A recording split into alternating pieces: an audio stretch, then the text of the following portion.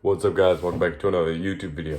Today we're going to be reviewing the NECA Elite Sinja Patrolbot figure from the last Ronin line that NECA has produced. On the box it says that it's from 2023, so we're a little late to this figure review, but honestly I don't care. I like figures. I'll get them when I can. So let's unbox. So I'm going to unbox this guy, play around with him for a little bit behind the scenes, and then give you guys my honest opinion on him.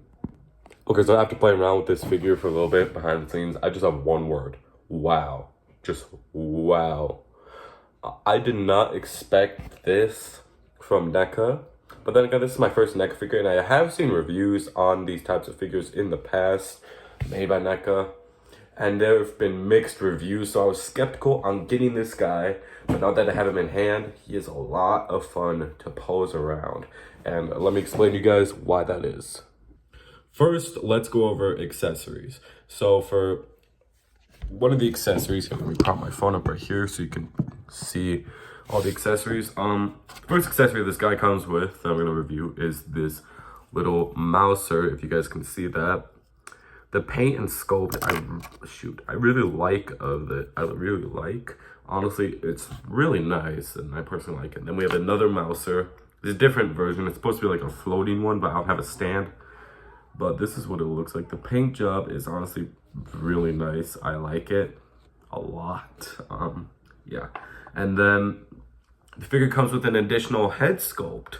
And this head sculpt, if we take a look at the one that originally came with and the one that we can see that these two head sculpts are different. As we can see, this one has like antennas, and the overall design of it is different than the one that the figure came with automatically. And we can also see that little shine on the masks, or the shine on the visors, I should say. The shine on this one is centered, while this one is offset a little bit to the right. And honestly, I like both these head sculpts a lot, so I'll be posing the figure with like each head sculpt every now and then. And then in terms of hands, the figure itself comes with 3 sets of hands. It comes with 2 open hands. If you can see that, that looks like he's clenching something. It comes with 2 fisted hands. As you can see, that's the back of them, and then that's the front. Or no. Yeah. And then he comes with 2 holding something hands. And these hands are meant to hold both of the weapons he comes with. Which the weapons he comes with is, he comes with a black machine gun that I really like the design of. And also a straight katana. And the katana also comes with its own like little white robotic like sheath that it goes in like that. And comes out really easily. Yeah, honestly, it's a good bit of accessories, and I personally love the accessories that the figure comes with. Now, ladies and gentlemen, let's talk about the articulation and quality control of this figure. So, the articulation is honestly, I'm satisfied with it, to be honest. It could be a little bit better, but I'm still satisfied with it either way. Some spots the articulation could be better in is, I would say, the shoulders and the ab crunch, but we'll get into that in a little bit. Let's start off with the head. So the head articulation, without using the neck joint alone, gets you a good range up, as you can see right there. Then using the neck joint, you can get a little bit of extra articulation up like that. You can look down a decent bit as well. And then you get good head tilt all around, since the head is on a double ball peg like that. It's real easy to use. And then the arm articulation is interesting. So first off, it doesn't have butterfly joints, which is kind of sad, but it's fine for me. The shoulders can go up that far, and then they actually have a bicep swivel as well, which actually is really good. And then it also has a single jointed elbows that bend up to 90 degrees, as you can see right there. And then the wrist articulation, if you've had a figure with this type of wrist where the peg is on it and the peg hole is in the arm, you would know that typically it has good forward and back motion, but doesn't have any sort of tilt whatsoever. So honestly, I'm satisfied with the arm and head articulation. But then we get into the upper body portion right here, where it gets interesting. So for one, it has the diaphragm joint, which even with the katana sheath attached to the little peg hole on the left shoulder blade, you still get some good articulation. For example, you can go back a decent bit, but it does expose a little bit right here, but that's not really bothering me all that much. And then it goes a little bit forward as well. It doesn't have any ab crunch, but it does have a waist joint, so you're able to move the waist pretty good all around. And then if we get into the legs, we can see that they're also on a ball peg as well, so it can go this far forward. And since the back right here is maybe like a softer, more bendable plastic, it doesn't really hinder the leg articulation going back, so the leg can go this far back.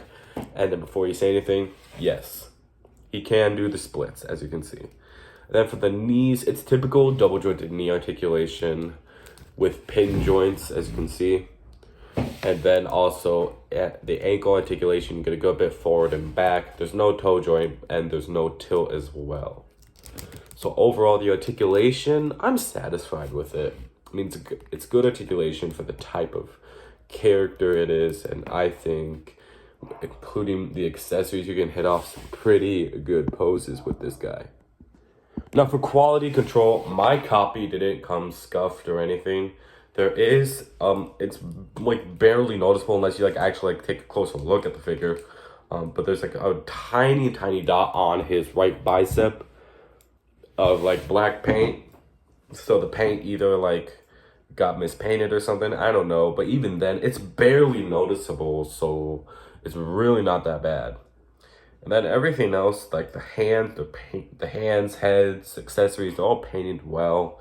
There's no quality control issues with my copy, but do be warned, there are always bound to be QC issues with any sort of figure and any sort of copy of said figure.